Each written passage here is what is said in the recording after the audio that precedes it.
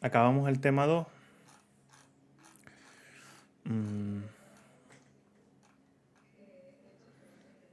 Nos queda el 13, que es extinción, ¿no? Exacto. Perfecto. Vale. Hemos estado estudiando y eso. Repasando. Vale, bien. Bien, importante. Perfecto. Vale. ¿Salgo yo ahora ya en portada? ¿Se ve grande? Sí. Voy a ponerle aquí al compañero que arrancamos ya.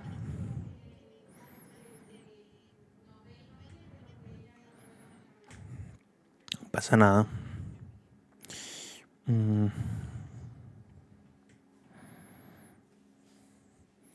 Vale, pues vamos a ver la última parte del tema de contrato. ¿Vale? En este tema es cierto que yo para nuestras oposiciones tendría bien presente los otros temas, ¿vale? Este tema es muy importante, pero es cierto que la parte de contrato es lo que teníamos en el libro 2. Nos entraba en el segundo examen. Al entrarnos en el segundo examen, en ese examen más práctico, quieras o no, es otra forma de preguntar. Entonces, en un examen práctico de contratos, lo que se busca es que se tipifique el contrato. ¿Es un contrato SARA? ¿No es un contrato SARA? Lo que vimos incluso de los procedimientos de adjudicación. Por eso entro y salgo. Vale, sí, no pasa nada. A ver, que...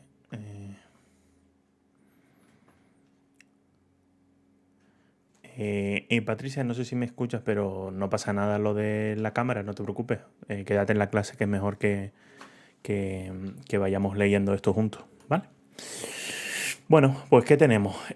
La sección tercera, que nos habla de los efectos del cumplimiento de extinción de los contratos. Al final, igual que nos estudiamos las fases de la Ley General Presupuestaria, ¿verdad? Ese artículo 74, que decía las fases del gasto que teníamos esa aprobación, el compromiso, el reconocimiento de la obligación y todo eso, también nos hablábamos de una fase del contrato. Preparación y adjudicación, que es lo que ya hemos visto, y ahora que vamos a ver de los efectos, cumplimiento, extinción de los contratos. Aquí, siempre que yo hablo de fase de contrato, digo modificación, ¿vale? No lo dice la ley, pero es uno de los puntos importantes. ¿Qué nos dice?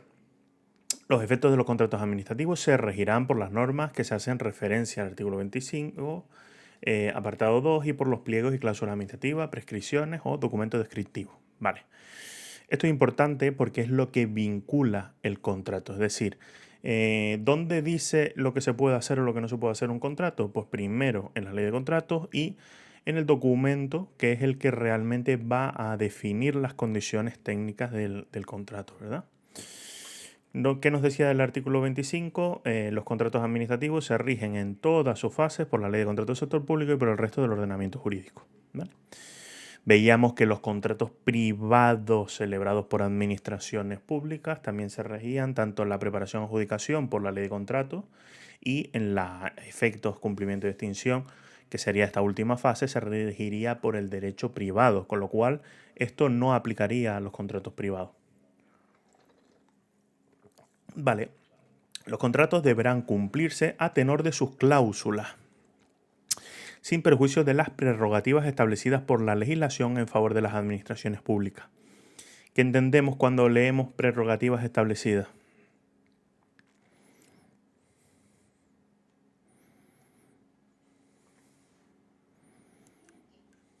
Prerrogativa, ¿entiendes? Tiempo.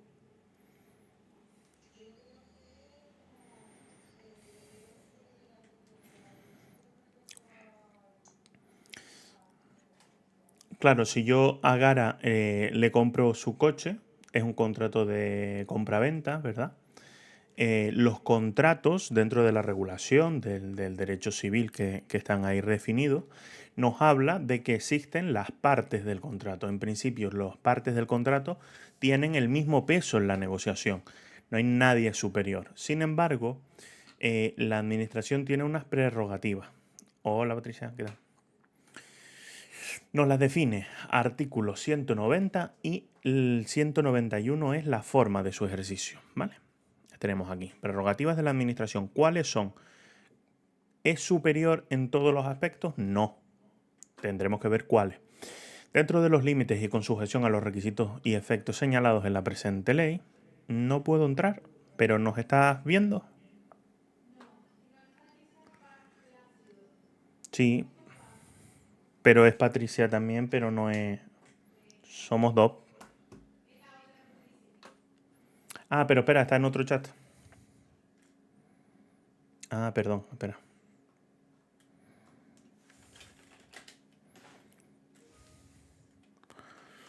A ver.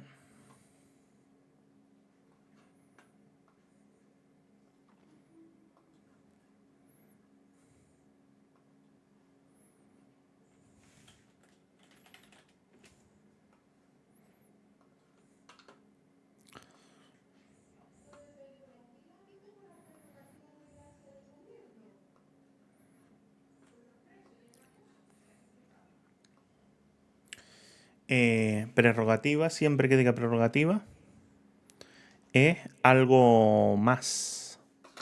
Algo más. Tener un peso por arriba de. ¿Vale?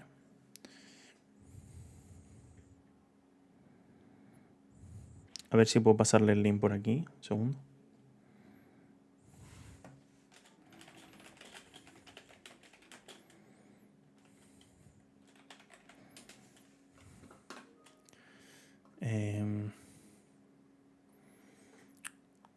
Cámara, ta, ta.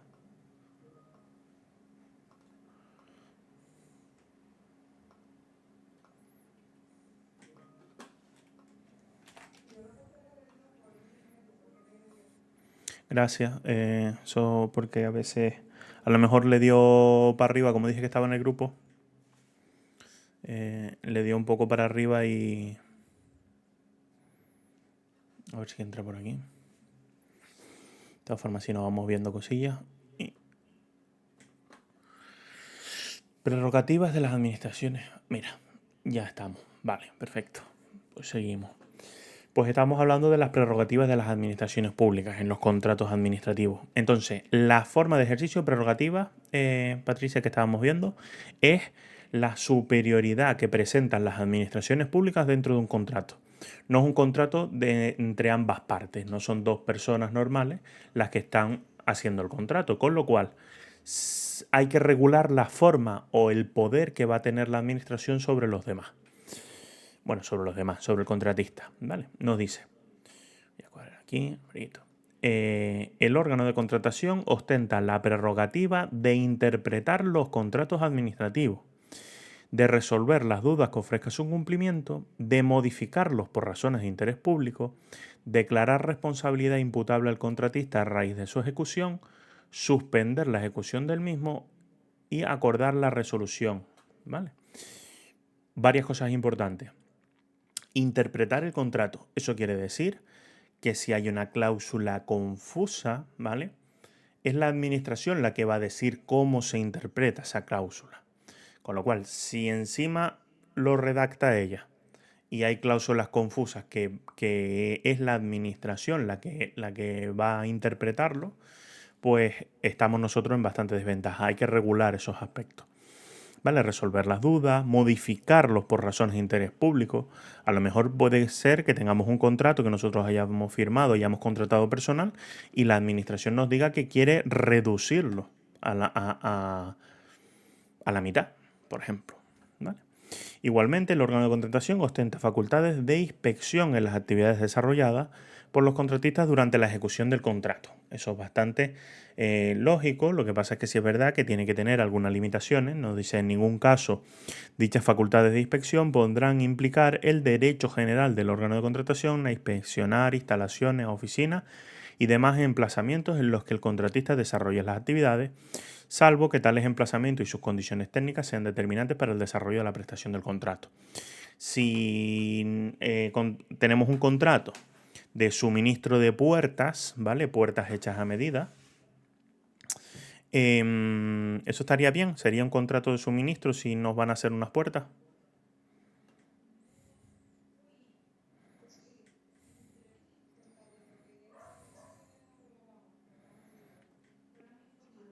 ¿Y puertas normales?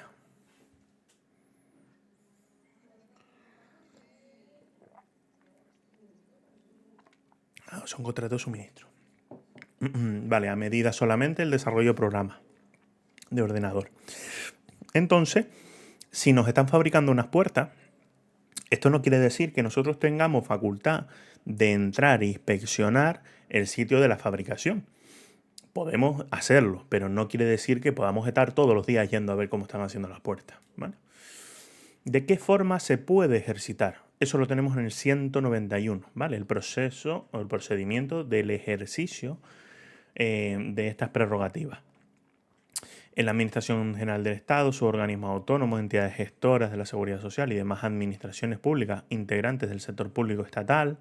Esto es importante, sobre todo para efectos de lo que nosotros estamos estudiando, ¿no? Los acuerdos a los que se refiere el apartado anterior deberán ser adoptados previo informe del servicio jurídico correspondiente, ¿vale? Esto significa que en la Administración General del Estado es necesario un informe jurídico por la ley de contrato. ¿Significa que en el gobierno de Canarias no hace falta informe del servicio jurídico? Sí hace falta informe del servicio jurídico.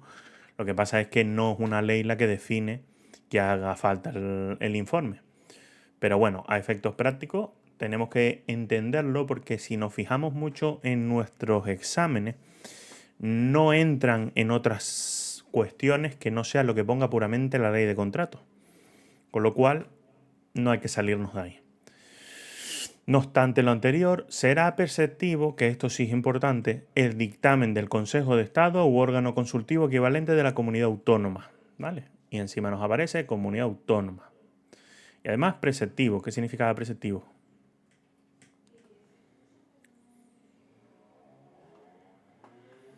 Obligatorio, ¿verdad?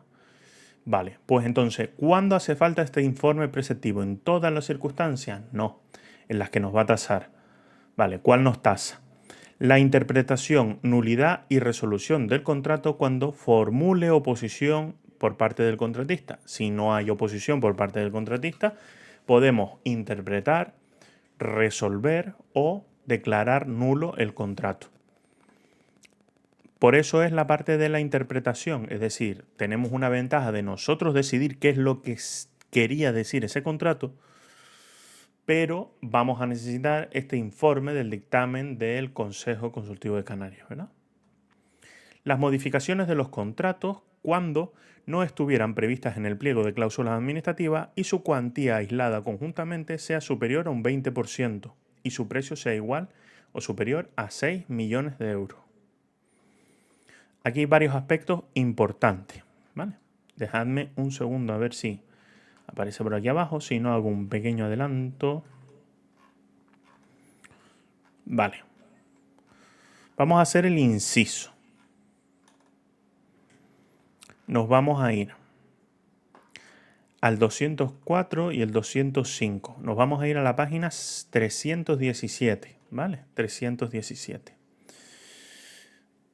Esto es la modificación del contrato. Acabamos de ver, ¿qué es lo que acabamos de ver? ¿Cuándo es necesario el dictamen del Consejo de Estado?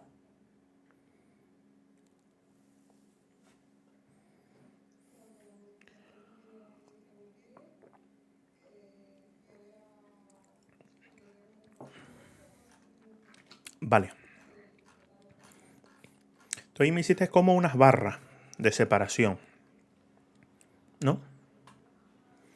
Aquí nos dice, cuando no estuvieran previstas en el pliego de cláusulas administrativas y su cuantía, vemos el y su cuantía aislada o conjuntamente sea superior a un 20% y su precio sea igual o superior a 6 millones.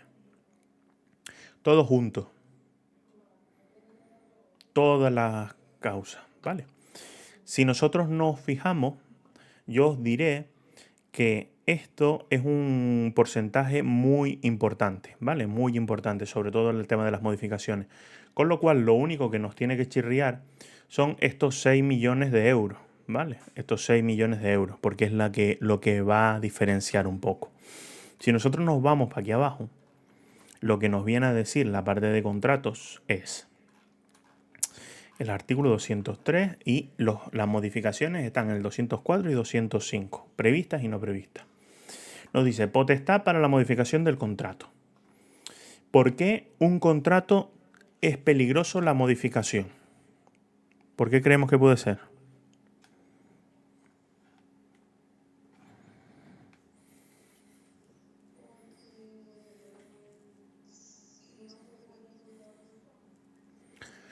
Bien. Nosotros, si tenemos un contrato que vamos a celebrar para que nos suministren 4 bolígrafos, ¿vale? Y una empresa no se dedica especialmente a suministrar el bolígrafo y ve el pliego, dirá, bueno, pues para 4 bolígrafos a mí lo mismo no me interesa. Pero si nosotros adjudicamos el contrato y al que tenía que entregarnos 4 bolígrafos le decimos que tiene que entregar 70.000, pues lo mismo dice la otra empresa. No, es que si eran 70.000 las reglas del juego, entonces yo sí hubiera entrado. ¿Vale? No me interesa que tal. Entonces, no se pueden modificar los contratos a priori una vez se han adjudicado. ¿Qué pasa? Que hay veces en que surgen cuestiones importantes. ¿Vale? Esto es lo que viene a regular aquí a partir del 203. Sin perjuicio de los supuestos previstos en la ley, en la sucesión de la persona contratista, la cesión, la revisión del precio, ampliación del plazo de ejecución, que estos son variaciones del contrato, pero que no suponen modificaciones como tal.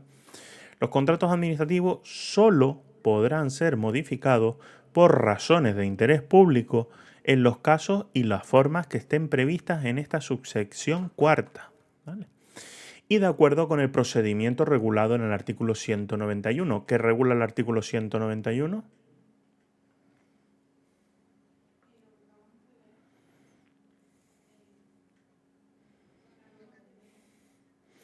El ejercicio, el ejercicio de la prerrogativa, ¿verdad? El ejercicio de la prerrogativa. Vale, nos dice los contratos administrativos celebrados por los órganos de contratación solo podrán modificarse durante su vigencia cuando se dé alguna de las circunstancias. Cuando se haya previsto en el pliego de cláusulas administrativas particulares en los términos del artículo 204. ¿Por qué? Porque el artículo 204 define las modificaciones previstas en los contratos. Luego nos habla de otra forma que es la más peliaguda y nos dice, excepcionalmente, cuando sea necesario realizar una modificación que no esté prevista en los pliegos, pero que se cumplan las condiciones del artículo 205, ¿vale? En cualquier otro supuesto, si fuese necesario que un contrato en vigor se ejecute en forma distinta de la pactada, deberá... A ver que me perdí. Aquí. Deberá procederse a la resolución y a la celebración de otro bajo las condiciones pertinentes. Si nosotros realmente necesitamos otro tipo de contratos al celebrado, no podemos modificar el que tenemos, ¿vale? Si no es por una de estas dos causas. Perfecto. Nos habla del artículo 213, que es la resolución del contrato, ¿vale? Las modificaciones deberán formalizarse conforme a lo dispuesto en el 153 y deberá publicarse de acuerdo a lo establecido en los artículos 207 y 63, que es el tema de la publicidad. En el perfil del contratante, que hay que publicar ese contrato, ¿vale? Cuestiones importantes. 204. Modificaciones.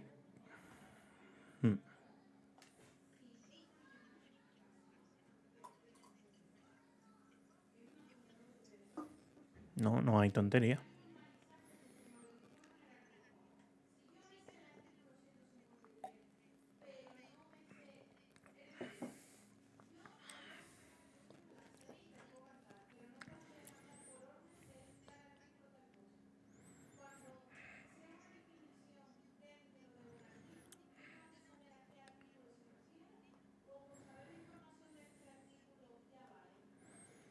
No, con saber la información del artículo vale.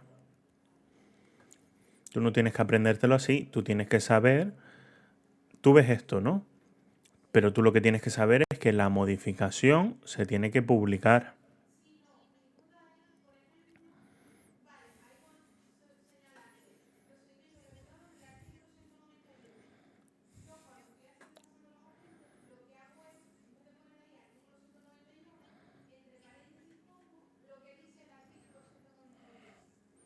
Ujú.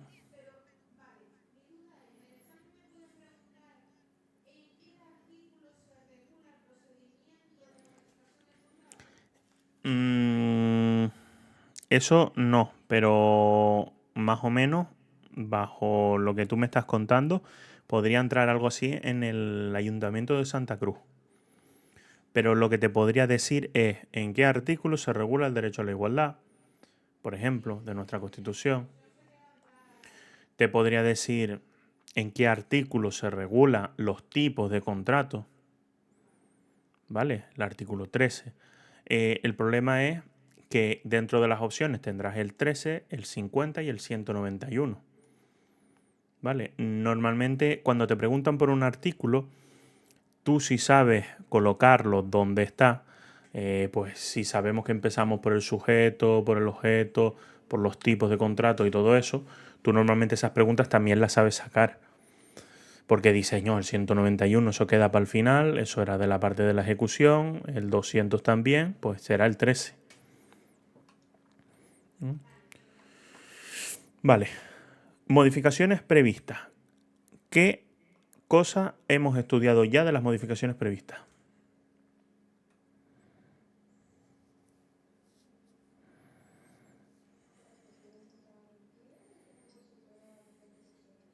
Eso no, eso te adelantaste. Eso no lo hemos estudiado. ¿Sí? ¿Lo del 20% ya lo dije? Ah, perdón. No, en las prerrogativas dice solamente que si hay una modificación no prevista que supera el 20% y que cumple los 6 millones de euros, hay que pedir informe. Lo que...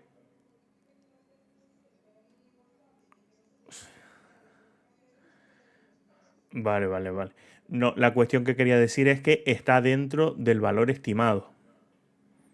¿Por qué? Porque ¿en qué momento del contrato hacemos una modificación prevista? O, perdón, no hacemos. Estimamos que la vamos a necesitar. Cuando estamos en la fase de preparación del contrato. Perfecto.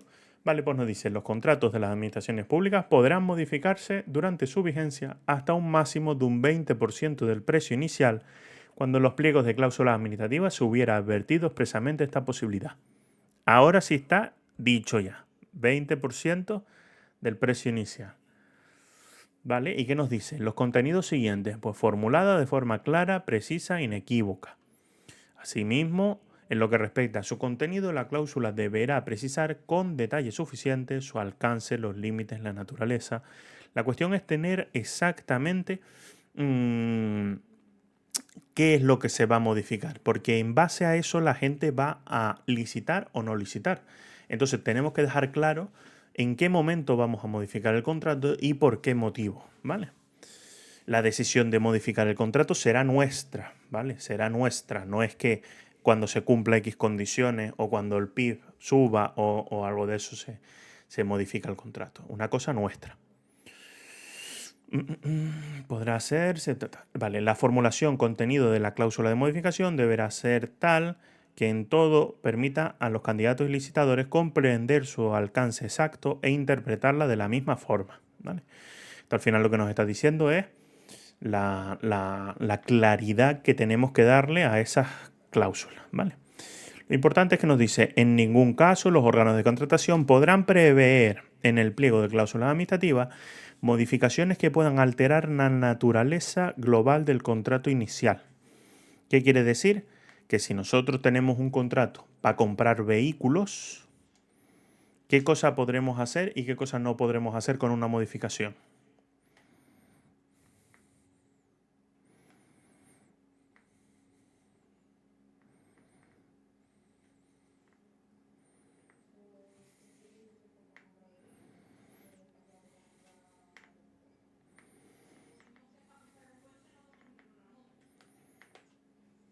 Bueno, está ahí como un poco en el aire. Lo que sí está claro es que si compramos coches no podemos después construir un edificio.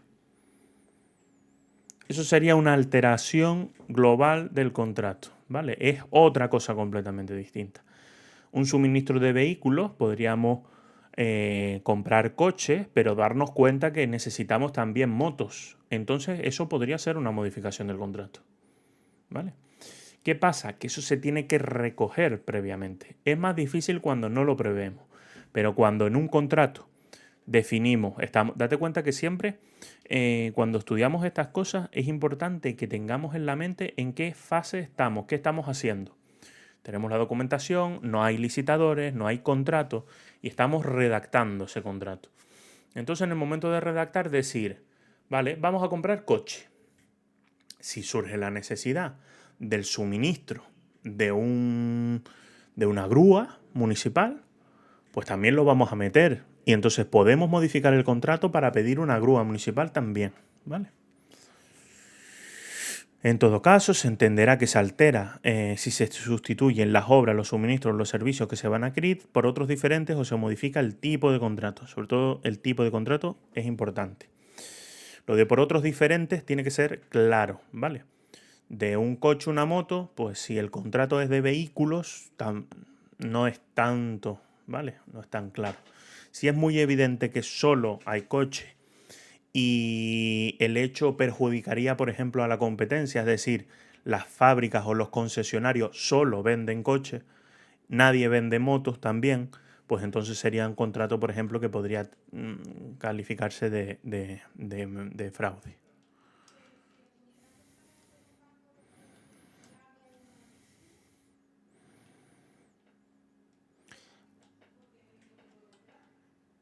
Vale, la cuestión es, el contrato es de un estadio, ¿no? Y la piscina... Vale, y la piscina la vas a hacer en el complejo deportivo.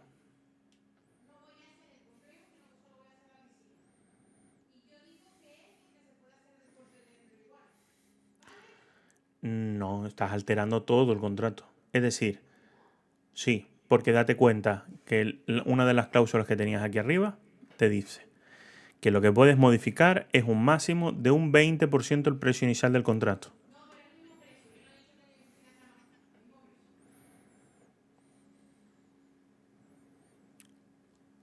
No.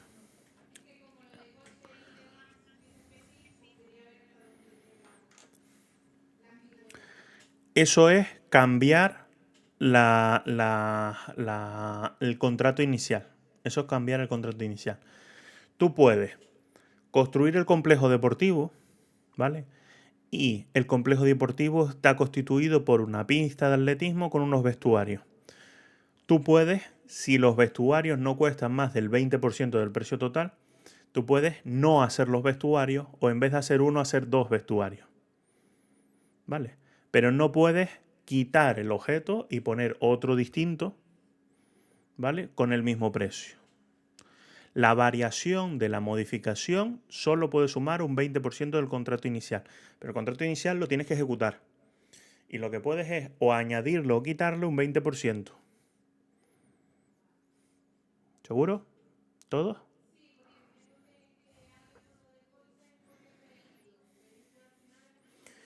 No. Y ojo, vehículos. Tenemos que comprar los vehículos que están los que hemos hecho en el contrato. Es decir, lo que hemos dicho de las motos es que si comprábamos 10 vehículos, a lo mejor compramos una o dos motos, aparte de los vehículos,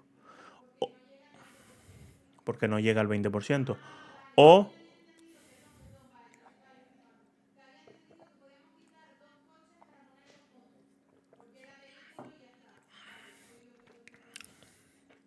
podemos añadir un 20% más al contrato o quitarle un 20% al contrato. ¿Vale? Pero lo que pasa es que lo que nosotros hagamos en el contrato principal hay que hacerlo. Porque si es otra cosa la que queremos hacer, es otro rollo. Hay que, lo que decía ahí, resolver el contrato y volver a licitar el contrato correctamente. Entonces, lo único que queremos hacer es o añadimos o quitamos, o añadimos o quitamos, ¿vale? Si nosotros tenemos un contrato de 100.000 euros y... bueno, Si nosotros tenemos un contrato de 100.000 euros y decidimos quitarle un 20%, ¿cuál sería el valor estimado del contrato?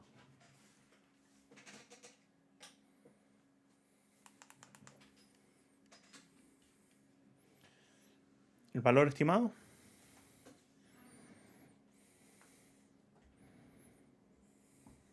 ¿Cuánto sería?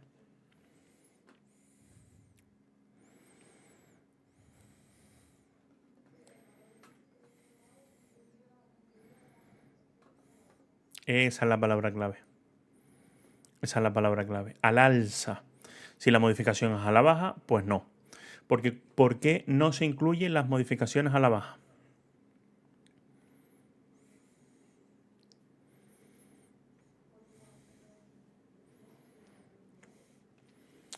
En verdad es porque tú estás previendo la modificación de antemano, ¿no?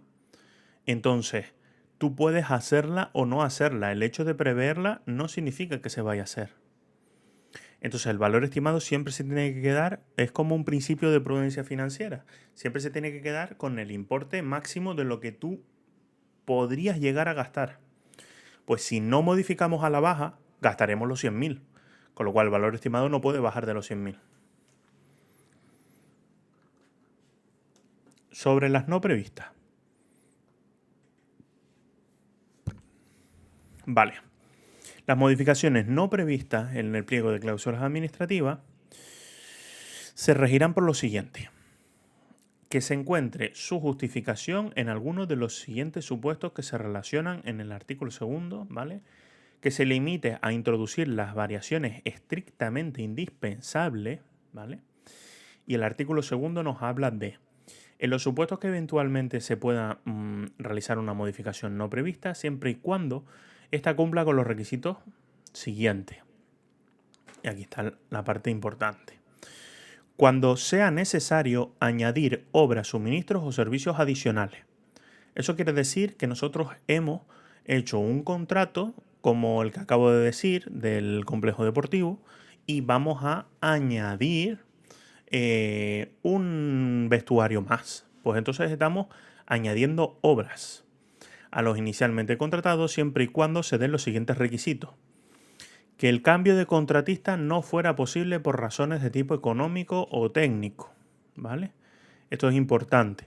Por ejemplo, que obligue al órgano de contratación a adquirir obras, servicios o suministros con características técnicas diferentes a los inicialmente contratados.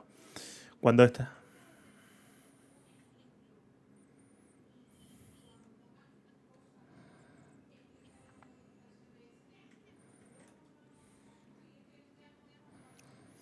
Se acabo de decir ahora en este, lo de añadir el vestuario más. Ah, en todos los puntos. Por ejemplo, que obliga al órgano de contratación a...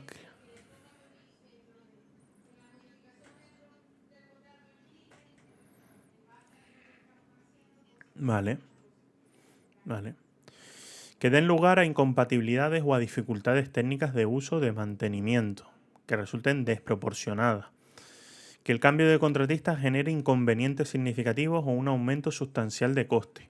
Vamos, que lo que quiere decir es, si necesito añadir una prestación, ¿vale? Si necesito añadir algo, lo ideal es que cambie de contratista, ¿vale? Que haga otro contrato, que se celebre otro contrato, que resuelva el que tengo y todo eso. Como construir el edificio y luego construir el vestuario puede ser totalmente distinto, y el que me construya el vestuario me lo va a hacer con un tipo de planchas en el exterior que lleva un mantenimiento, y el otro me lo hace con unas planchas de acero inoxidable que lleva un mantenimiento totalmente distinto, y el coste, por ejemplo, de mantener el edificio puede suponer una variación desproporcionada porque cada uno va a ser de su padre y su madre. Pues entonces lo ideal es que si no se puede cambiar de contratista, pues que entonces se proceda a ampliar de forma excepcional el contrato. Límites a esa modificación de añadir obras o suministros adicionales es que la modificación del contrato implique una alteración en su cuantía que no exceda, aislada o conjuntamente con otras modificaciones acordadas, el 50% del precio inicial. ¿Vale? Estas son las dos condiciones. Y es porque necesitamos añadir servicios u obras, ¿vale? Aquí cuando nos habla del 20%, nos habla un máximo del 20% del precio inicial, ¿verdad? Y aquí en las no previstas nos habla de conjunta o aisladamente con otras modificaciones acordadas. ¿Qué quiere decir esto?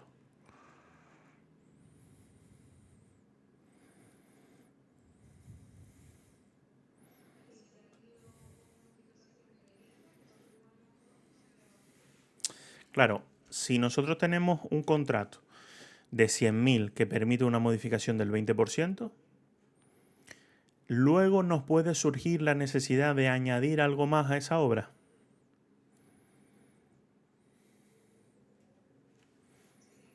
Vale, y añadir algo más a esa obra, ¿hasta cuándo, hasta cuánto podemos añadirle?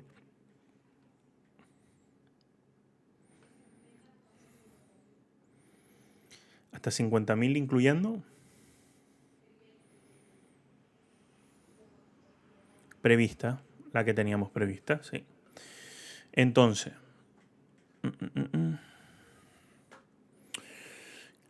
la otra cuestión, ¿vale? Habíamos empezado por la A. Ahora vamos a la B. Cuando la necesidad de modificar el contrato se derive de circunstancias sobrevenidas y que fueran imprevisibles en el momento que tuvo lugar la licitación del contrato. Aquí hay mucha tela, ¿vale? Porque esto de una circunstancia imprevisible es complicado, ¿vale? Lo primero que nos dice es que la modificación tiene que derivarse de una circunstancia que una administración diligente no hubiera podido prever. ¿Dónde vemos la característica de esto? ¿Lo vemos en algún lado? Esto es la importancia, ¿vale? Esto es la importancia. Eso significa que hemos hecho todo lo que esté en nuestra mano y aún así no ha sido suficiente como para poder determinar el objeto del contrato.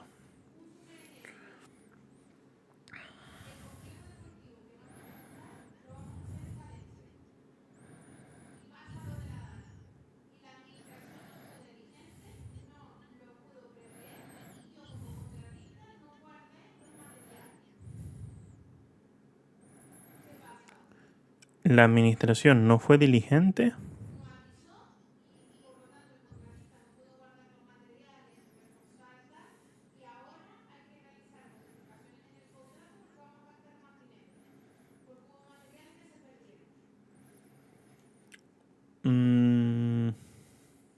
Bueno, más o menos. Porque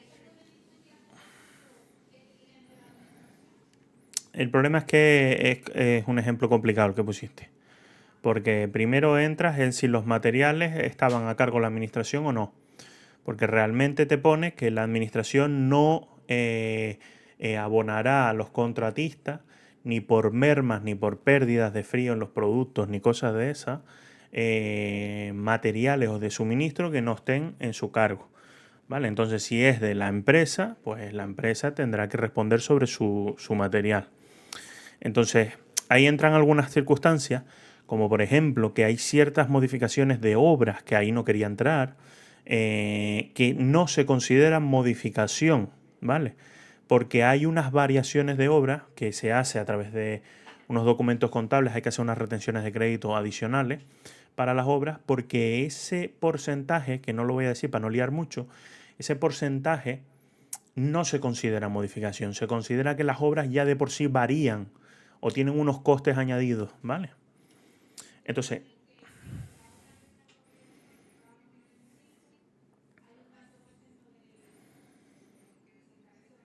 materiales, ya está previsto, ya hay una retención un poquito mayor que ya está teóricamente previendo eso, ¿vale? Entonces, ¿cuál es la circunstancia que no haya podido prever? Pues que el contrato realmente se esté celebrando por la administración y que tenga 3 edificios y que llegue la DANA y se lleve uno. Pues si yo tengo un contrato de limpieza de 3 edificios y ya solamente tengo 2 edificios, pues la verdad que yo eso no lo podía prever. Entonces puedo modificar el contrato. ¿Qué pasa? Que las restricciones no las vamos a tener en las modificaciones a la baja. Las vamos a tener en las modificaciones al alza, ¿vale? Nos tenemos que gastar más dinero. Que la modificación no altere la naturaleza global del contrato. Eso es importante siempre.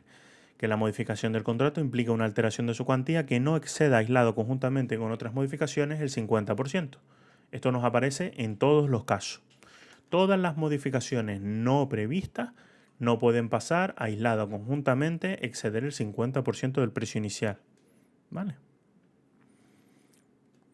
Importante que nos habla el precio inicial. Si tenemos un precio y lo modificamos, el contrato tiene otro precio. No podemos usar ese para la siguiente modificación. Vale, cuando las modificaciones no sean sustanciales, que ese es el caso menos común, ¿vale? Cuando no sean sustanciales, en ese caso se tendrá que justificar especialmente la necesidad de las mismas, indicando las razones por las que las prestaciones no se incluyeron en ese contrato inicial. Y aquí nos habla de un montón de circunstancias en las que se considera sustancial la modificación. Aquí no entraré, ¿vale? No entraré porque es bastante denso. En principio lo que tenemos que saber es que las modificaciones aisladas conjuntamente, 50%, es donde tenemos esas implicaciones del 205. ¿Vale? Vale. Tenemos dos modificaciones con dos porcentajes, ¿verdad? La primera, 204, ¿hasta dónde llega?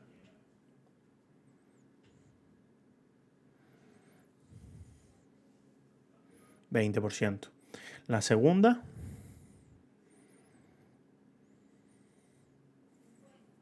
$50. Vale, y ahora las circunstancias interesantes, por eso os decía, el 20 es muy importante, nos dice, en los supuestos de modificación del contrato recogidos en los 105 no previstas, las modificaciones acordadas por el órgano de contratación serán obligatorias para los contratistas cuando impliquen, aislada o conjuntamente, una alteración en su cuantía que no exceda del 20% del precio inicial. Con lo cual, de ese 50%, el 20% inicial es obligatorio para el contratista. ¿Vale? Cuando la modificación no resulte obligatoria para el contratista, la misma solo será acordada por el órgano de contratación previa conformidad por escrito del mismo, ¿vale? En el caso de que no, se resuelve el contrato. ¿Por qué nos dice que solo el 20% del 50% de las no previstas es obligatorio? El otro no sería obligatorio.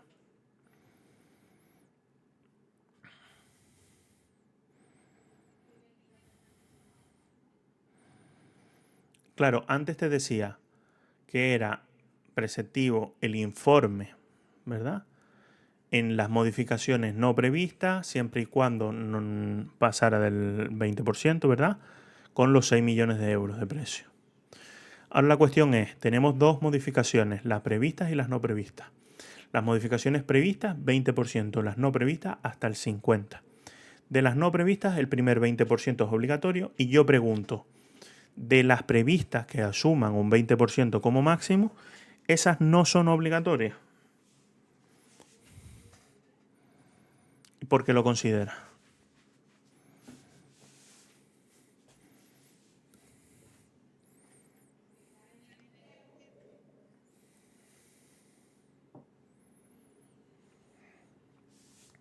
Perfecto. Y el pliego es de los documentos que rigen la contratación.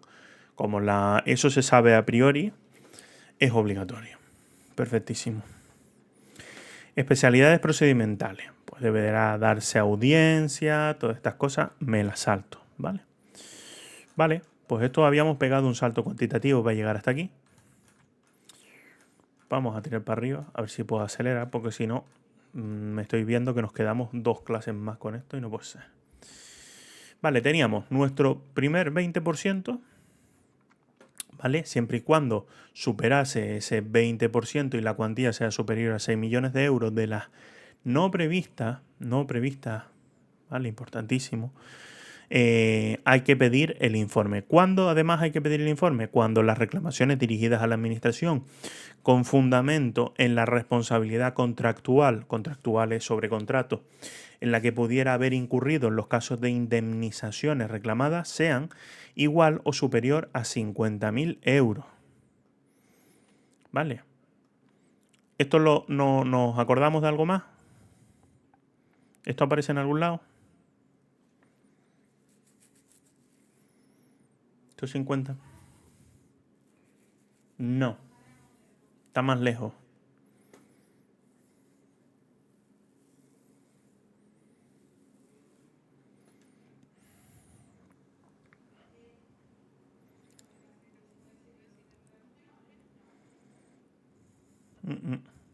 Más lejos todavía. ¿No? ¿No? Bloque 1. De los que están por ahí, nadie. Vale, pues seguimos un poquito más para abajo. Dictámenes preceptivos del Consejo Consultivo de Canarias. Un segundo que tengo que contestar, perdón.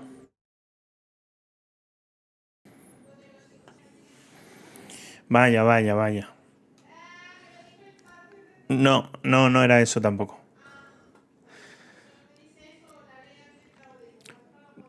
Vale, hay una nota por ahí que puse. Esto está modificado. Porque hay que pedir dictamen del Consejo de Estado. Cuando se formule responsabilidad patrimonial superior a 50.000 euros. ¿Vale? Eso es importante. ¿Qué pasa? Que nuestro Consejo Consultivo de Canarias ponía 6.000 euros. Y en algún punto os lo puse. Hay una errata en el esto, hay una modificación que hubo a principio de año. Y como dice la ley del Consejo Consultivo de Canarias, que todo lo que se haga referencia a el Consejo de Estado en el ámbito de Canarias se tiene que entender referida al Consejo Consultivo de Canarias. Al final, como esto estaba creando confusión, cambiaron y aquí ahora pone 50.000 euros. ¿Vale? Además nos habla que también se falta el informe preceptivo en la nulidad, interpretación, modificación de los contratos. ¿Vale? Perfecto. Pues vamos a la parte de la ejecución. Incumplimiento parcial o cumplimiento defectuoso. ¿Vale? Esto es importante. Nosotros ahora mismo licitamos el contrato, ¿vale? Lo estamos ejecutando y empezamos a detectar que la empresa no va, que no funciona, que está haciendo las cosas mal.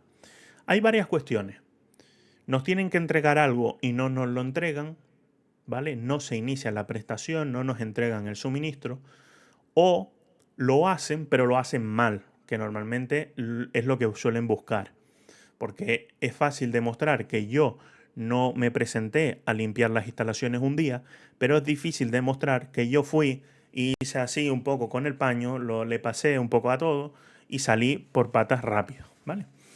Entonces, los pliegos o el documento descriptivo podrán prever penalidades para el caso del cumplimiento defectuoso de la prestación objeto del mismo o para incumplimiento de los compromisos, las condiciones especiales de ejecución. Importante. Puede ser prestación, ¿vale? Objetos del mismo para el supuesto de los compromisos o las condiciones especiales de ejecución, que esto está definido en el 202. Condiciones especiales de ejecución puede ser cosas que se añadan a los contratos. Bueno, lo voy a preguntar al revés. ¿Qué son las condiciones especiales de ejecución? ¿Había algo que se podía añadir a los contratos?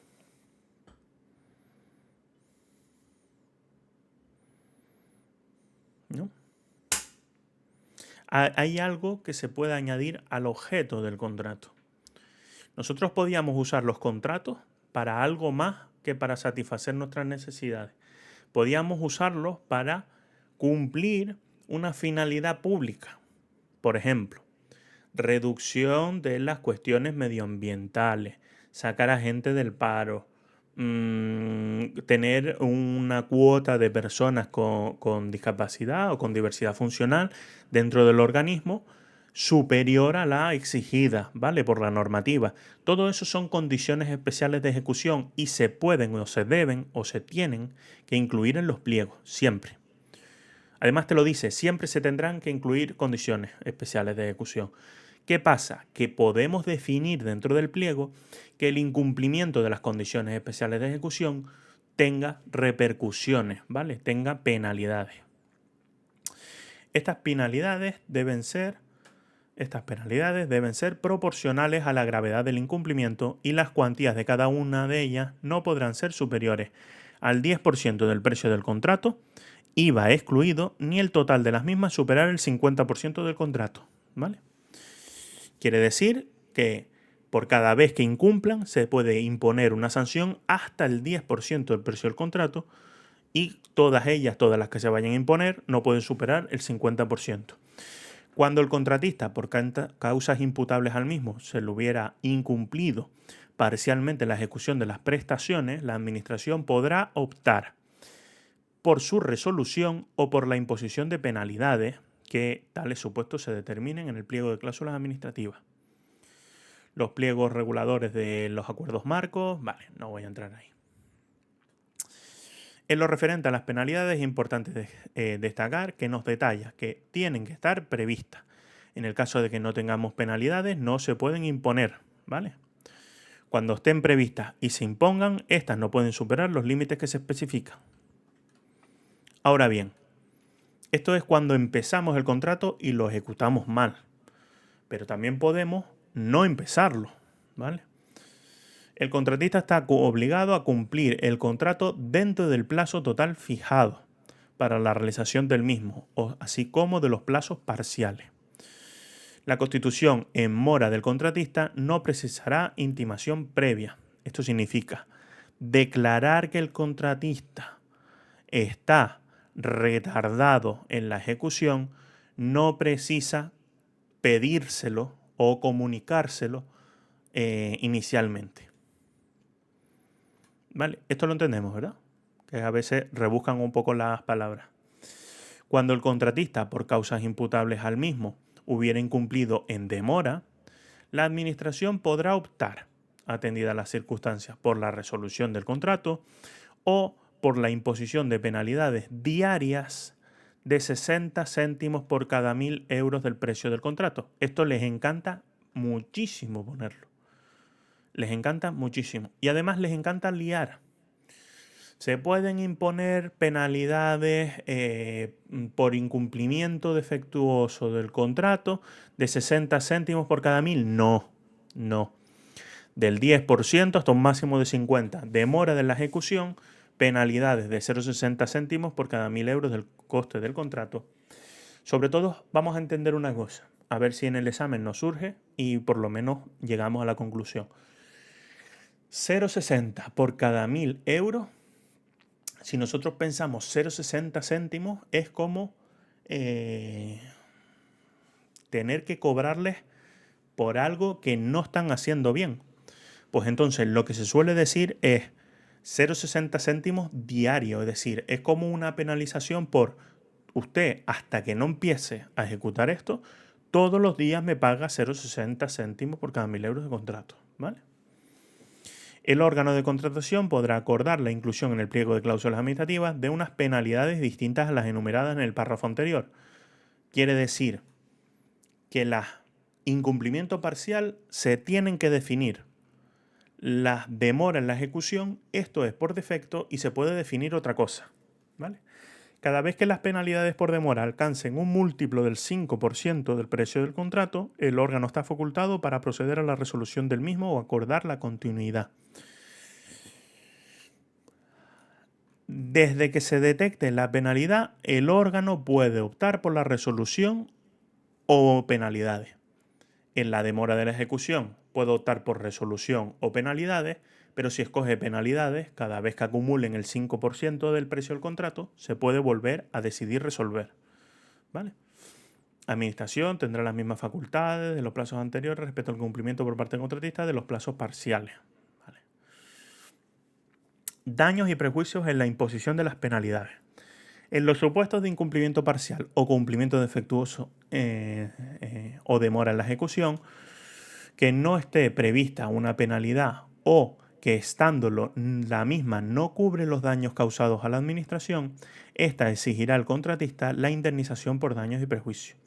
Las penalidades previstas en los dos artículos anteriores se impondrán por el órgano de contratación adoptado a propuesta del responsable del contrato si se hubiera designado y será inmediatamente ejecutivo y serán efectivas mediante la deducción de las cantidades que, en concepto de pago total o parcial, deban abonarse al contratista o sobre la garantía. Está para eso, ¿verdad? ¿Qué pasa si lo imponemos sobre la garantía?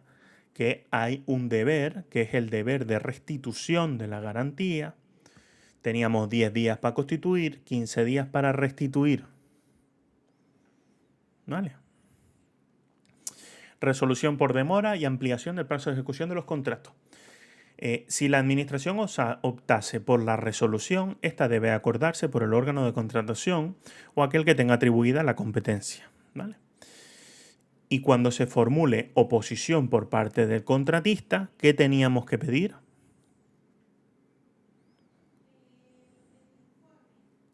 El dictamen del Consejo de Estado.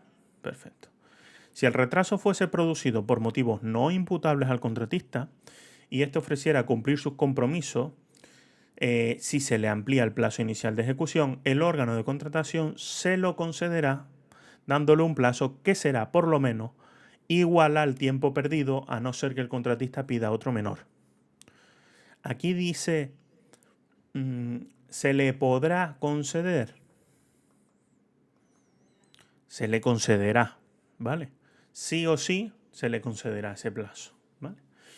Indemnización por daños y perjuicios causados a terceros. Será obligación del contratista indemnizar todos los daños y perjuicios que causen a terceros como consecuencia de las operaciones de la ejecución del contrato. ¿Vale? Esto es importante. Esto es importante. En el ayuntamiento. El gobierno de Canarias no tanto porque no entraba esa responsabilidad patrimonial. Que la responsabilidad patrimonial la tenemos ahí también de resumidita aquí en esta tacita. ¿Verdad? Nos dice, cuando tales daños y perjuicios hayan sido ocasionados como consecuencia inmediata y directa de una orden de la administración, ¿vale? Esta será responsable. También los que causen como consecuencia de los vicios de los proyectos en los contratos de obra, ¿vale? O en el contrato de suministro de fabricación. ¿Qué puede significar un vicio en el proyecto del contrato de obra?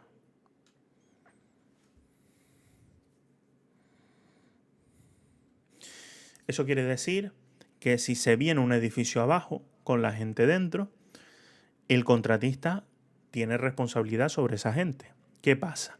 Si el proyecto, que es el que tiene el error, el que pone que no hay que poner unas columnas, si el proyecto lo redactó la administración o la administración le dijo al contratista no pongas esas columnas ahí que quedan mal, pues entonces es la administración la responsable. Ahora bien, las personas físicas somos responsables de saber si es un subcontrata, si es una subcontrata de la administración o si es la administración a la que hay que pedirle la responsabilidad. No. No tenemos por qué saber si es una contrata, si es una contrata. Yo lo que sé es que yo entré en un edificio público y me caí. Y a mí eso me da exactamente igual. Pues como la administración tiene unas facultades en el 190, una de ellas es interpretar también la responsabilidad de la ejecución del contrato y decidir si la responsabilidad recae sobre el contratista o sobre ella. ¿Vale? Al final es juez y parte en el asunto, porque ella va a decidir si ella tiene responsabilidad sobre el asunto o somos nosotros los contratistas. ¿Vale? Entonces nos dice, los terceros, es decir, las personas que se caen en la administración, podrán requerir previamente, dentro del año siguiente a la producción del hecho, al órgano de contratación para que éste, oído el contratista, informe sobre cuál de las partes corresponde la responsabilidad de los daños. El ejercicio de esta facultad interrumpe el plazo de prescripción de la acción. Cuando nosotros leemos esto, ¿qué significa?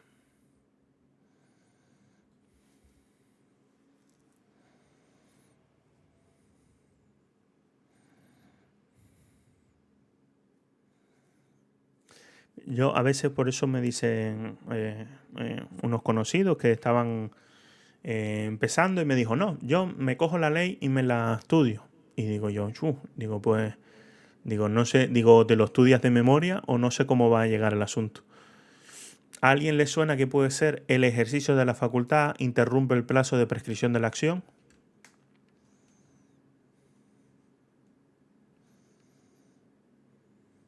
¿No?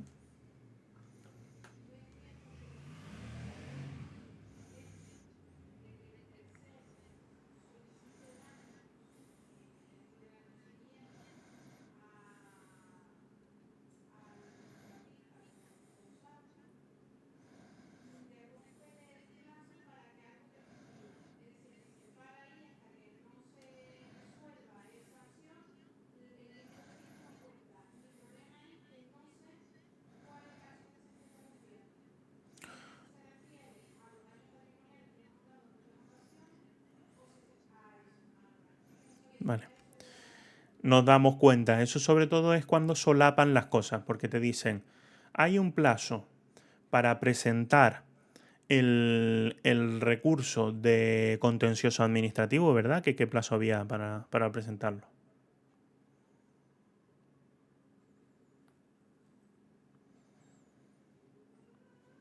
¿Y el de reposición?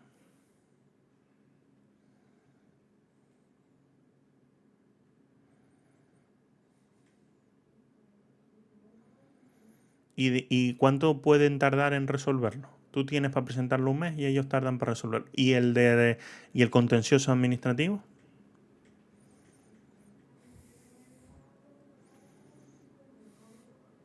No, ese pone 2 meses. Y uno dice, uy, 1 más 1, sí, eso lo pone en el recurso de contencioso administrativo. Hay 2 meses de plazo de interposición. Salvo, por ejemplo, la vía de hecho, que es a lo mejor estoy empezando a pensar que como no nos entra el recurso contencioso administrativo, a lo mejor no lo dije. Es posible. Vale. A lo mejor un poco por arriba. Por ejemplo, la vía de hecho que la administración arranque con las cosas sin tener base jurídica para ello, tenemos otro plazo concreto que está en días, ¿vale? Entonces, sí es cierto que las vías contenciosas administrativas tendrán un plazo distinto, pero para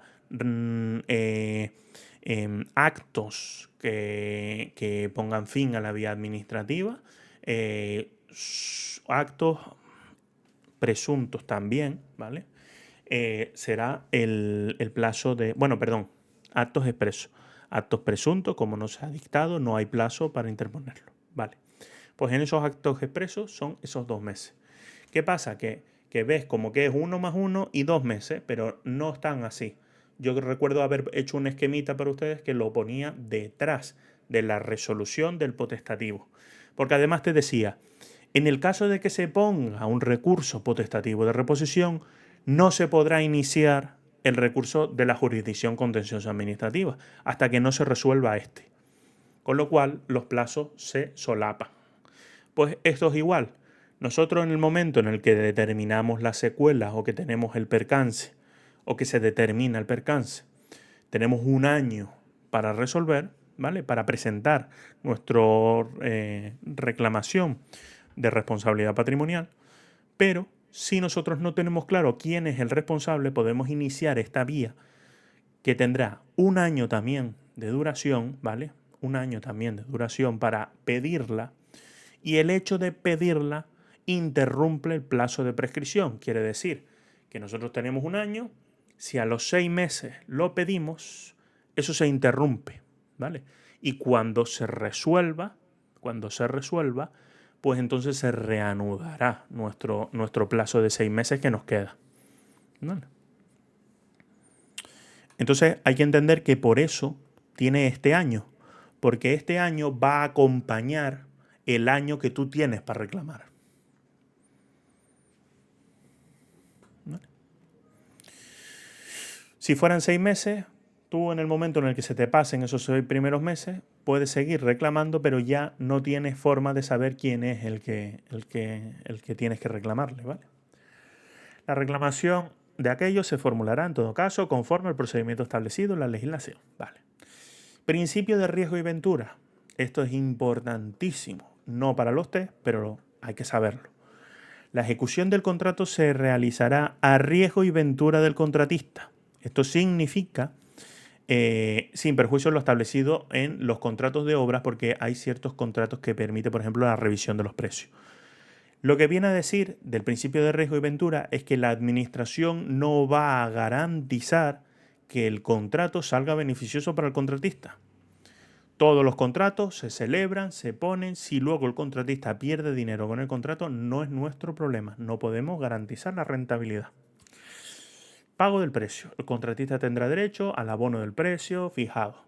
El pago del precio podrá hacerse de manera total o parcial mediante abonos en cuenta o, en caso de contratos de tracto sucesivo, mediante el pago en cada uno de los vencimientos que se hubiesen estipulado.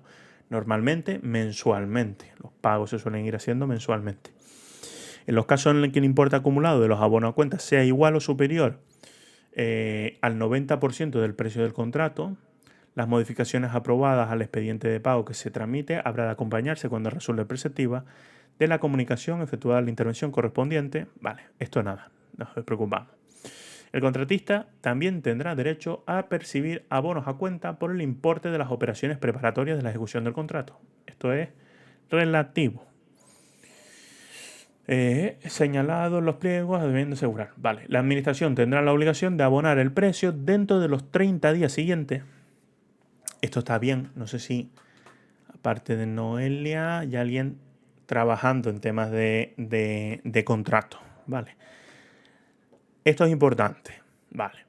La administración tiene la obligación de abonar el precio dentro de los 30 días siguientes a la aprobación de las certificaciones de obra o de los documentos que acrediten la conformidad, un certificado de conformidad o cualquier cosa de ese estilo, ¿vale? Perfecto. Si se demorase, deberá abonar al contratista, a partir del cumplimiento de dicho plazo de 30 días, los intereses de demora y la indemnización por los costes de cobro. Es decir, si nosotros contratamos al cobrador del FRAG, pues esos costes los va a pagar la empresa que te debe la factura, ¿vale? Para que, aquí es donde está la chicha de las administraciones para defenderse. Para que haya lugar el inicio del cómputo del plazo para el devengo de los intereses, el contratista deberá haber cumplido la obligación de presentar la factura ante el registro administrativo correspondiente en los términos establecidos en la normativa vigente sobre la factura electrónica, en tiempo y forma en el plazo de 30 días desde la entrega efectiva, ¿vale? La administración deberá aprobar las certificaciones de obra o los documentos que acrediten la conformidad dentro de los 30 días siguientes a la entrega efectiva de los bienes y servicios. Y ahora nos dice, en todo caso, si el contratista incumpliera el plazo de los 30 días para presentar la factura, el devengo de intereses no se iniciará hasta transcurrido 30 días desde la fecha de la correcta presentación de la factura. De acuerdo. Si la demora en el pago fuese superior a 4 meses, el contratista podrá proceder, en su caso, a la suspensión del cumplimiento del contrato, comunicándolo a la administración con el plazo máximo con el plazo de antelación de 1 mes. Si no pagamos, el contratista puede dejar de prestar el servicio cuando hayan pasado 4 meses. ¿Vale? Si la demora fuese superior a 6 meses, el contratista tendrá derecho a resolver el contrato y resarcirse de los perjuicios. Solo podrán ser embargados los siguientes supuestos para el pago de salario. Vale. Los abonos a cuenta que procedan a la ejecución del contrato solo podrán ser embargados en los siguientes supuestos: para el pago de salarios devengados por el personal, para el pago de las obligaciones contraídas con los subcontratistas o suministradores y además que se puede reducir. Es importante.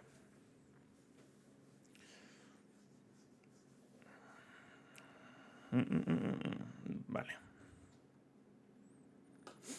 Ahora bien, ¿alguien se ha quedado en estos 30 días? ¿Cómo tiene que ser? ¿Cómo tiene que ser el plazo de presentación de la factura? ¿Cómo tiene que ser el plazo de...?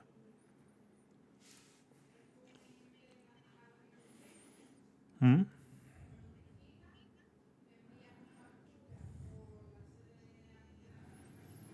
Vale, yo acabo el complejo el día 1 de enero. ¿Hasta qué plazo tengo para entregarte la factura? Vale.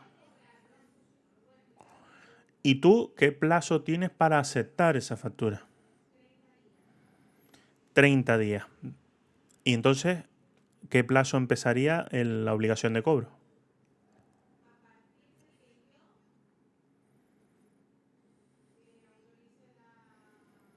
Que si yo hice la prestación el 1 de enero, te presenté la factura el 1 de febrero y tú la aprobaste el 1 de marzo,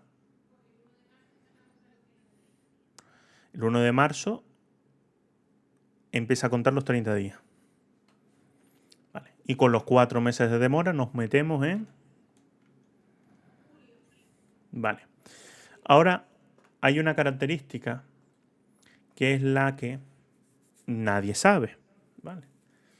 ¿Qué es este 199? Que este no hay que transmitirlo ahora que vamos a trabajar en las administraciones públicas. Este artículo hay que mantenerlo escondido. ¿Vale? Transcurrido el plazo que se establece, los contratistas podrán reclamar por escrito a la administración contratante el cumplimiento de la obligación de pago y en su caso de los intereses de demora. Si transcurrido el plazo de un mes la administración no hubiera contestado, se entenderá reconocido el vencimiento de pago y los interesados podrán formular recurso contencioso contra la inactividad. Vale. El órgano judicial adoptará la medida cautelar salvo que la administración acredite que no concurren las circunstancias del pago. La sentencia condenará en costas a la administración. Vale, aquí hay cesión de los derechos de cobro, que esto nada. Obligaciones en materia medioambiental, que es lo que vamos a ver, y esto que es lo que vamos a ver. Vale, cuestión importante. ¿De qué manera se formula la reclamación de pago? Que te lo pone aquí. Reclamar por escrito a la administración contratante. Quiere decir que cuando pase un mes desde que ellos presenten factura, la administración tiene un mes más para certificar la conformidad. En el momento en el que se certifica la conformidad, tenemos ese mes para pagar, ¿verdad? Cuando vence eso, habiendo cumplido el contratista la obligación de presentar la factura en el plazo de un mes, tienen que escribir por escrito y meter por registro en la administración en la reclamación del cumplimiento de la obligación de pago y los intereses de demora. Hasta que no lo presenten por escrito no lo han reclamado y como no lo han reclamado, pues no sirve para nada el tiempo que haya pasado, ¿vale?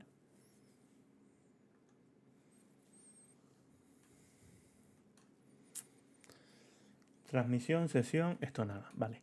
Obligaciones en materia medioambiental y social, lo que nos viene a decir es que los contratistas que tengamos tendrán que cumplir la legislación medioambiental, social y laboral. Eso es obligatorio, ¿vale? Eso se mete en los contratos. El 202, condiciones especiales de ejecución del contrato. Los órganos de contratación podrán establecer condiciones especiales en relación con la ejecución del contrato siempre que estén vinculadas al mismo, ¿vale? En todo caso, será obligatorio el establecimiento en el pliego de las cláusulas administrativas de al menos una de las condiciones especiales de ejecución entre las que se enumera en el apartado siguiente.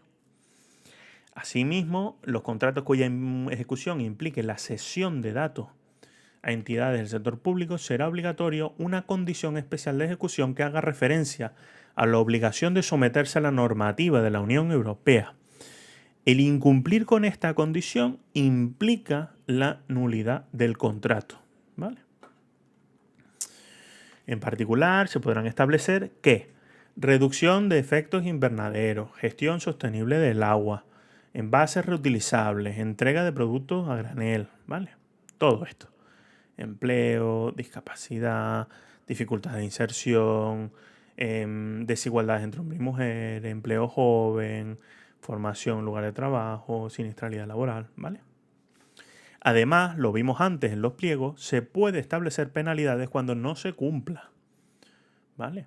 Cuando el incumplimiento de estas condiciones no se tipifique como causa de resolución del contrato, el mismo podrá ser considerado en los pliegos en los términos que se establezca como una infracción grave, ¿vale? Listo. Tenemos nuestra modificación, que ya la vimos. Y tenemos algunas especialidades. A ver, extinción es lo que nos queda.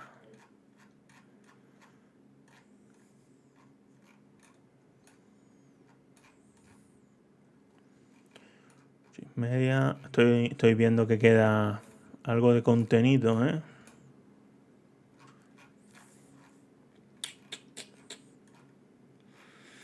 Vale. Vale.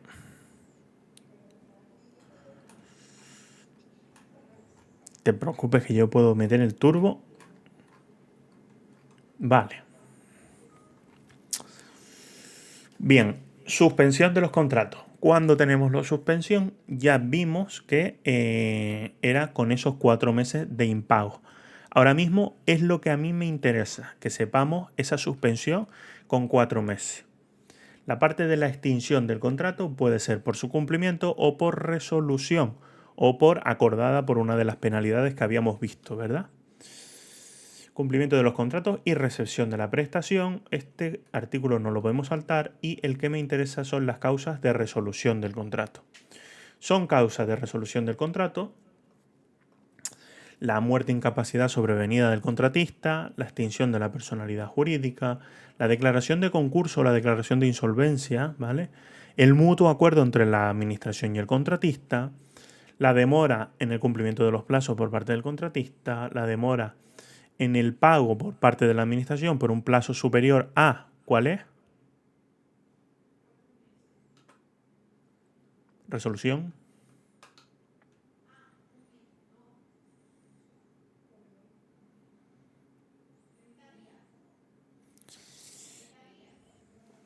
Hay que voy para atrás, y volvemos a dar la clase otra vez. ¿4 meses para qué?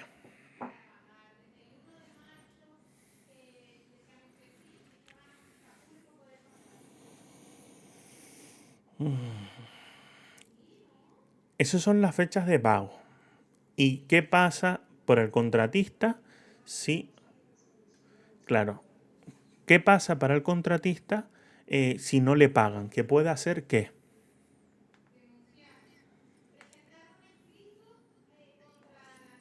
Vale, y tiene que seguir prestando el servicio. Y no puede dejar de prestar el servicio.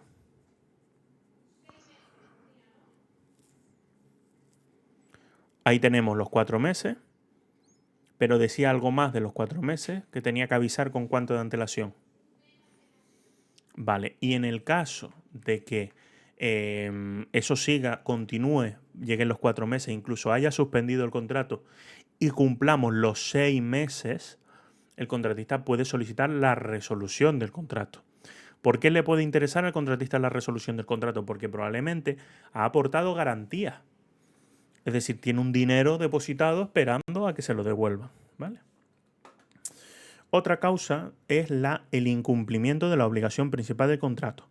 Si yo quiero un coche y tú no me das el coche, pues entonces resolvemos el contrato, ¿vale?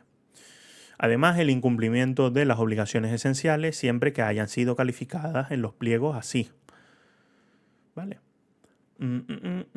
Importante es que tiene que respetarse los límites en el tema de la libertad de pacto, que figuren enumeradas de manera precisa, clara e inequívoca en los pliegos y todo eso. Vale. La imposibilidad de ejecutar la prestación en los términos inicialmente pactados, cuando no sea posible modificar el contrato en el 205 o el 204. O dándose las circunstancias establecidas en el 205, las modificaciones implican aislado conjuntamente alteraciones del precio superior en más o menos un 20% del precio inicial. ¿Y qué pasaba cuando había una variación superior al 20%?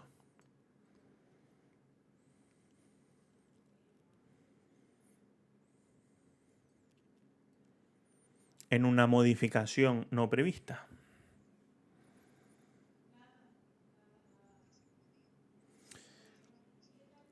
Sí, pero ¿hay alguna forma, si supera el 20%, ¿hay alguna forma por la que no podamos hacerla?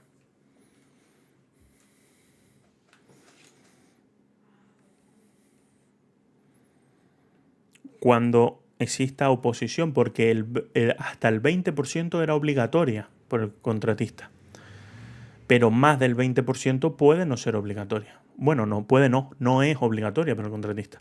Con lo cual te puede decir, mira, a mí me parece muy bien que tú puedas modificar hasta el 50%, pero a mí no me interesa. Entonces, ¿cuál es la solución? Resolver el contrato. Por eso te dice que una de las causas de resolución te habla cuando no sea posible modificar el contrato conforme al 204 y 205 o cuando dándose las circunstancias establecidas en el 205 que te dicen las no previstas, que se puede llegar hasta el 50%, implican aisladamente alteraciones de un 20%.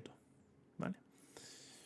Las que señalen específicamente para cada categoría del contrato de esta ley el impago durante la ejecución de los salarios por parte del contratista, ¿vale? O incumplimiento de los convenios colectivos, también es causa de resolución.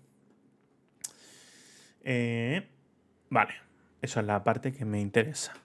Luego hago un pequeño salto porque hay algunas circunstancias concretas que son interesantes de conocer. Y es en la resolución del contrato de obras. Son causas de resolución del contrato de obras, además de las generales, que son las que acabamos de ver aquí. La demora injustificada en la comprobación del replanteo, la suspensión de la iniciación de las obras por plazo superior a 4 meses, la suspensión de las obras por plazo superior a 8 meses por parte de la administración o el desistimiento. ¿Qué habíamos visto que era el desistimiento?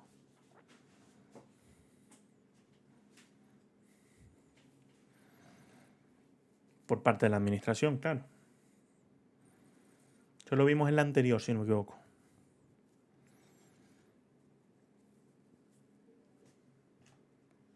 Habíamos visto dos cuestiones. Una era que a la administración, que el contrato tuviese vicios que no pudiesen llevarse a término, y entonces la administración decide no celebrarlo. Y otra era que la administración cambiaba de opinión y desistía del contrato. ¿Nos acordamos de eso?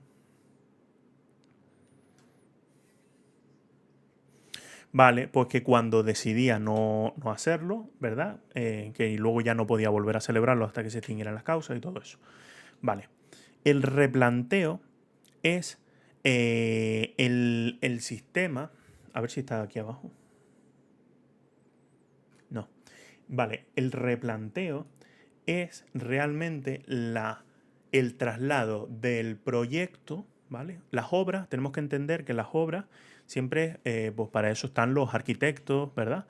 Que tienen que tener su proyecto, el cual hace unas mediciones del terreno, se hace unas comprobaciones topográficas, ¿no? Para saber las mediciones del terreno y se hace la obra. Entonces, cuando te habla del replanteo, es porque el contratista tiene que coger el proyecto y mirarlo en la obra físicamente y decir, vale, hay 3 metros por 3 metros. Y es lo que pone el proyecto, 3 metros por 3 metros. Vale, una vez adjudica la obra, antes de arrancar, se tiene que hacer una cosa que se llama, como nombre completo, comprobación del replanteo. ¿Vale? Y eso hay que hacerlo en el plazo máximo de un mes, esa comprobación del replanteo. Si se demora la comprobación del replanteo, se puede resolver el contrato. ¿Cuál es el tema? Que se llama comprobación del replanteo porque el replanteo se hace, pero antes de la ejecución se vuelve a comprobar. ¿Vale? Entonces, comprobación del replanteo. Luego, 2 fechas más que añaden las obras. Teníamos para el plazo 4 meses, ¿verdad? Y para la resolución del contrato 6 meses. Ahora bien, la obra mete 2 apartados más. La suspensión de la obra, pero viene a decir, la suspensión de la obra puede darse antes de iniciar o una vez ya iniciada. Si se da antes de iniciar, tenemos estos 4 meses igual, ¿vale? Suspensión de la iniciación de las obras se puede resolver con 4 meses. Recordemos que el caso general de la deuda son 6. Luego nos dice suspensión de la obra por plazo superior a 8 meses por parte de la administración. Es decir, ya hemos iniciado la obra y pasan más de 8 meses por parte de la administración. Entonces se puede resolver. ¿Qué pasa? En un contrato de servicio, realmente la cuestión para poder resolverlo es que no te paguen. Pero en la obra, si a ti no te dejan trabajar, tampoco te tienen que pagar. Entonces entras en un estado en el que puedes estar ahí sin hacer nada, ¿vale? ¿Lo entendemos más o menos? Vale, en cuanto a los proyectos nos dicen que las obras, ¿vale? Los contratos de obra requerirán la elaboración, supervisión, aprobación y replanteo del correspondiente proyecto. Aparte de eso, después sabemos que antes de la adjudicación, bueno, junto con la adjudicación, antes de iniciar el contrato, hay que hacer esa comprobación del replanteo. ¿Vale? Aquí hay algunas cosas interesantes, pero no creo que sea innecesaria. Comprobación del replanteo. La ejecución del contrato de obras comenzará con el acta de comprobación del replanteo. A tales efectos, dentro del plazo que se consigne en el contrato, que no podrá ser superior a un mes desde la fecha de formalización, desde la rúbrica de los contratos, desde que se firma, salvo casos excepcionales, el servicio de la administración encargada de las obras procederá, en presencia del contratista, a efectuar la comprobación del replanteo, hecho previamente a la licitación, ¿vale? Se ha hecho un replanteo y hacemos la comprobación, extendiéndose acta del resultado que será firmada por las partes interesadas, ¿vale?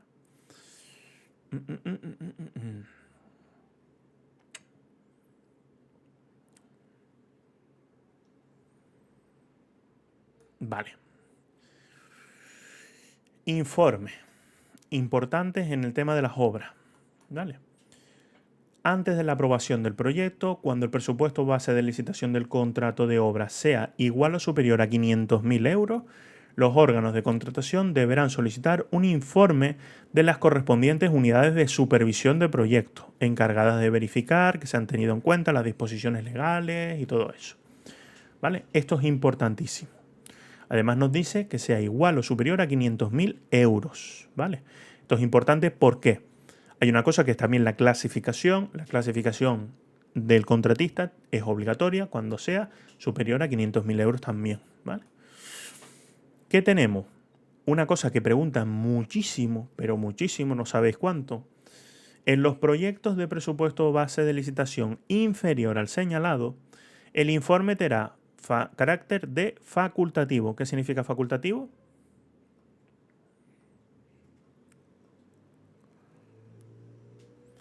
Salvo que se trate de obras que afecten a la estabilidad, seguridad o estanqueidad de la obra, en cuyo caso el informe es preceptivo. ¿Vale? Esto es importante. Este informe lo preguntan un montón de veces. ¿Vale? Efectos de la resolución. Esto, la verdad que no os voy a meter con eso porque ni de broma va a entrar.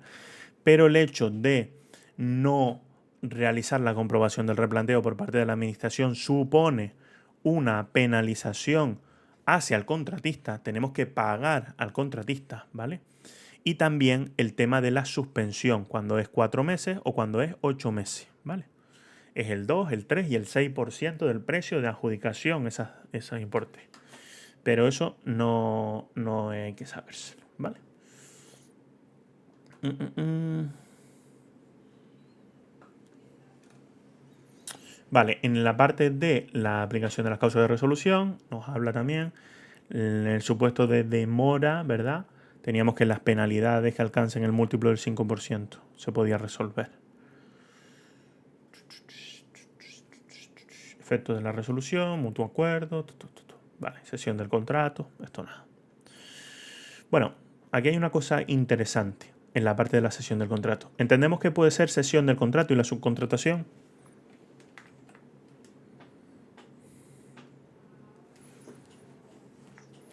Vale, nosotros estamos haciendo un contrato y decidimos que pues nos viene mal o ya no tenemos la capacidad y hay una empresa que lo puede seguir, ¿vale? Entonces, ¿qué hacemos? Decir, mira, yo ya no estoy capacitado, se lo voy a dejar a esta empresa y ella sigue. ¿Cuál es el problema? Que hay que restringir ciertos aspectos. ¿Por qué? Porque entramos en la tesitura de ¿por qué no iniciamos, por qué no adjudicamos inicialmente el contrato a la empresa que estás diciendo ahora? ¿Verdad? Lo podíamos haber hecho. Entonces, es importante este aspecto en las limitaciones. Para que los contratistas puedan ceder los derechos y obligaciones a terceros, los pliegos deberán contemplar como mínimo la exigencia de estos requisitos. El órgano de contratación tiene que autorizarlo de forma previa y expresa, ¿vale? No vale con que tú vengas y me digas, se lo cedo, ¿vale? Tiene que autorizarlo de forma expresa. Se hace en el plazo de 2 meses. Si el órgano de contratación no dice nada, pues se supone que se puede ceder. El cedente tiene que tener ejecutado al menos un 20% del importe del contrato. O cuando se trate de contratos de concesión de obras, concesión de servicios, que haya efectuado al menos una quinta parte del plazo de duración del contrato. ¿Vale? Esto es el requisito importante. ¿Por qué? Porque la revisión de precios tiene un requisito parecido y entonces los usan para liar un poco, ¿vale? Lo que pasa es que la revisión de precios varió. Vale. Subcontratación. Importante. ¿Alguien sabe lo que es la subcontratación?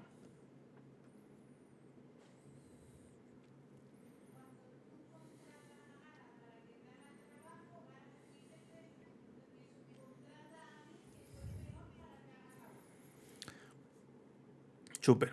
¿A Noelia le suena eso de la subcontratación?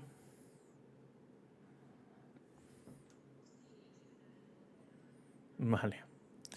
El caso es que hoy nos llegaba la pregunta de mm, ¿cuál es el importe máximo que se puede subcontratar?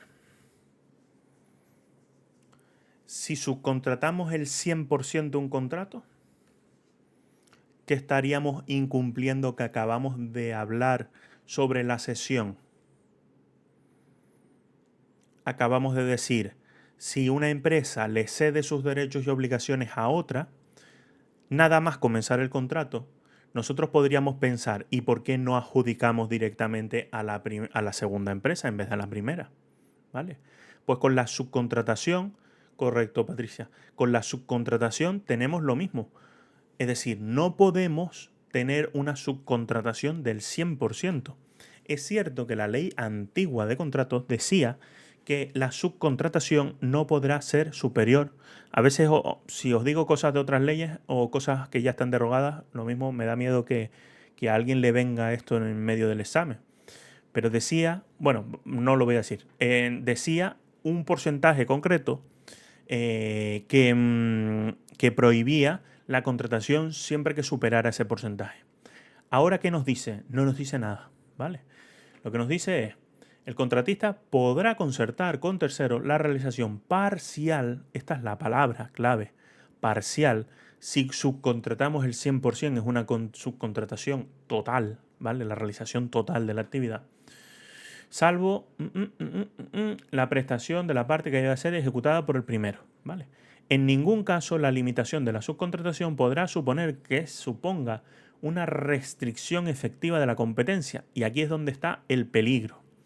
Teóricamente, esto entra porque nos tenemos que dar cuenta que la ley de contratos intenta que las pymes puedan participar.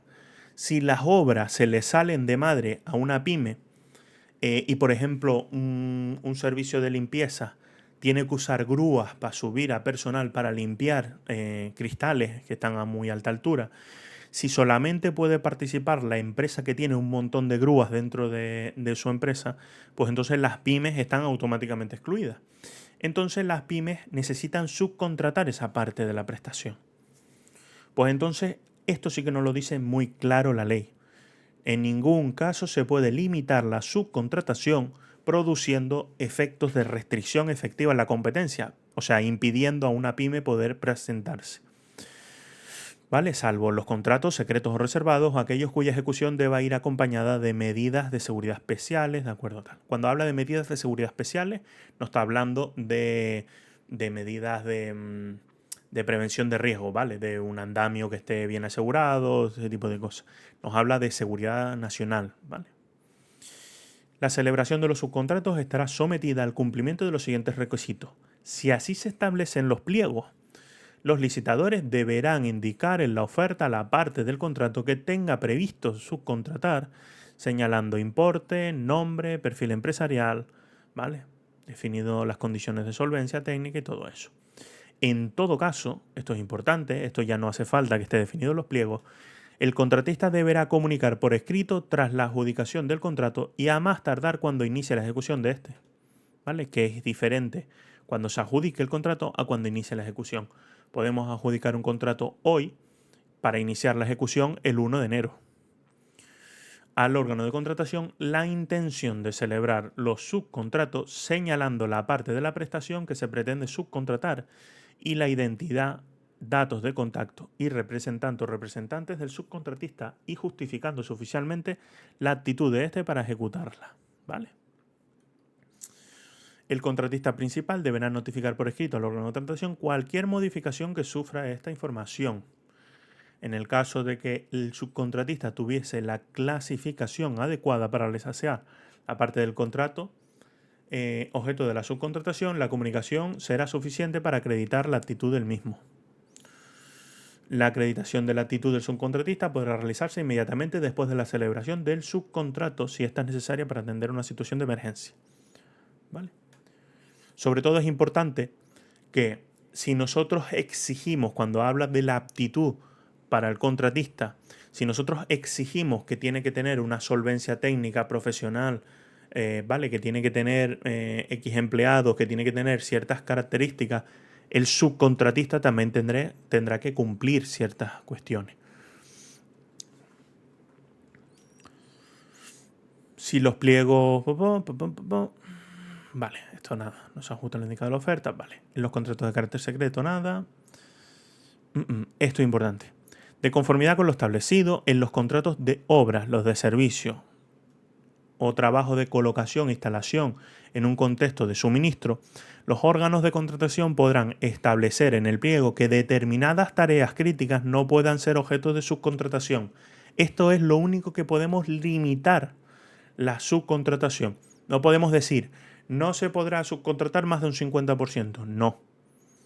Podemos decir, como contratamos a una empresa y estamos cogiendo a la empresa porque sus características técnicas para poder instalar un andamio es porque son especialistas en eso, lo que no puede ser esa empresa es que los cojamos a ellos y justo en la colocación del andamio se lo subcontraten a otra persona. Pues entonces, esta tarea concreta prohibimos de subcontratar. ¿Cuál es la penalidad? Pues la penalidad es de hasta un 50% el importe del subcontrato, ¿vale? ¿Quién está obligado a abonar al subcontratista? Pues el contratista, ¿vale? Está obligado a abonar el pago. ¿Cuál es el problema? Que realmente hay algunos derechos que si el contratista no paga a los subcontratistas, nosotros nos volvemos responsables subsidiarios, que se llama, que es que en segunda instancia somos responsables del pago de esos salarios. Con lo cual veremos muchas referencias dentro de la ley de contratos que hacen sobre que el contratista tenga que pagar a los subcontratistas, que nos certifiquen realmente que ellos han pagado y todo ese tipo de cuestiones, ¿vale? Las administraciones públicas, ¿ves? Las administraciones públicas y demás entes podrán comprobar el estricto cumplimiento de los pagos de los contratistas adjudicatarios de los contratos públicos, ¿vale? Que han de hacer a todos los subcontratistas o suministradores que participen. El problema es que la ley mete muchos temas de eso porque tributariamente o en la materia económica somos responsables subsidiarios de ese pago, ¿vale? Entonces, nos quedan un par de... A ver, ¿cuántos artículos nos quedan? Buah, es que esta parte también es muy, muy, muy interesante.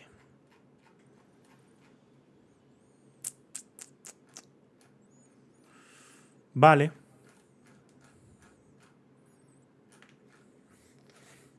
No, tenemos que haber acabado contratos la clase pasada. Y aún así todavía se está... todavía estoy viendo que quedan puntos clave. Vale. Nada, vamos bien. Si no, hacemos alguna reunión extra.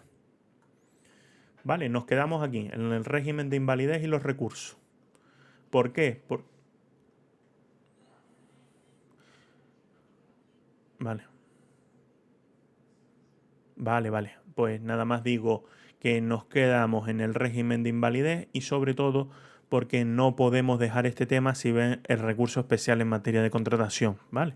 Lo digo para las personas que adelantéis un poquito, centraros en la nulidad y la anulabilidad, artículo 47-48 de la Ley de Procedimientos Administrativos, pero aquí hay algunos casos extra de nulidad y anulabilidad, ¿vale? Para que veáis la diferencia y sobre todo centraros en el recurso especial en materia de contratación y esas cuestiones.